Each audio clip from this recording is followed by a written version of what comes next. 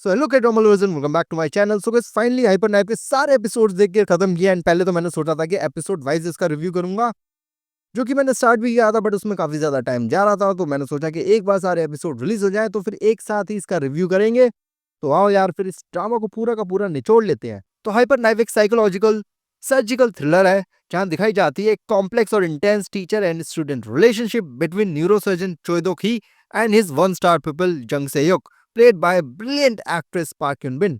कहानी स्टार्ट होती है एक ड्रामेटिक फॉलआउट के बाद, जहां जंग सेयोक ने चोइदोक ही के अंडर ट्रेन किया था, लेकिन कुछ तो ऐसा होता है हॉस्पिटल के अंदर जिनकी वजह से इन दोनों के रिश्ते में खटास आ जाती है।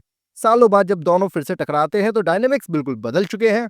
जंग सेयोक अब एक डिसग्रेस्ड सर्जन है जिसका मेडिकल लाइसेंस कैंसिल हो चुका है और वो काम करती है ब्लैक मार्केट में illegal surgeries, shady clients. And दूसरी तरफ है चोइदोकी, जो अब भी एक सेलिब्रिटी डॉक्टर है, सक्सेसफुल, रिच, रिस्पेक्टेड, लेकिन उसकी लाइफ में एक बड़ा ट्विस्ट है।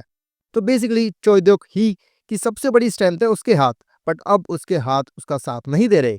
उसे एक रेयर न्यूरोलॉजिकल डिसीज है, लेकिन वो इस बात को सबसे छुपाता है। उसका गोल है जंग से योग से अपनी सर्जरी करवाना, पर सिर्फ इतना ही नहीं, वो चाहता है कि वो उसी ऑपरेशन टेबल पर मर भी जाए। Yes, you heard that right.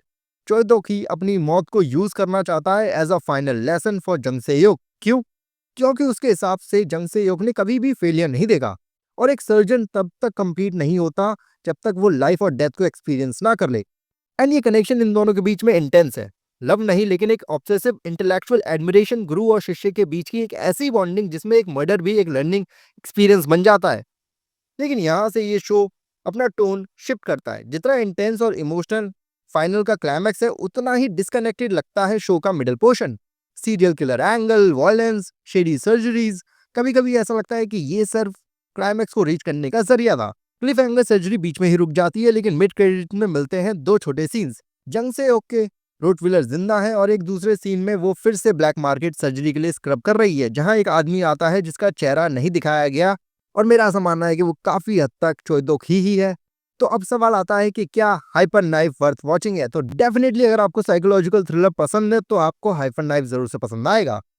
तो अगर तुम लोगों ने अभी तक हाइपर नाइफ नहीं देखा तो मैं हाईली रिकमेंड करूंगा तुम इसे एक बार तो जरूर से चेकआउट करो। बाकी ऐसी और कमाल के रिव्यूज वीडियोस के लिए मेरे भाई इस चैनल को सब्सक्राइब करना मत भूलना।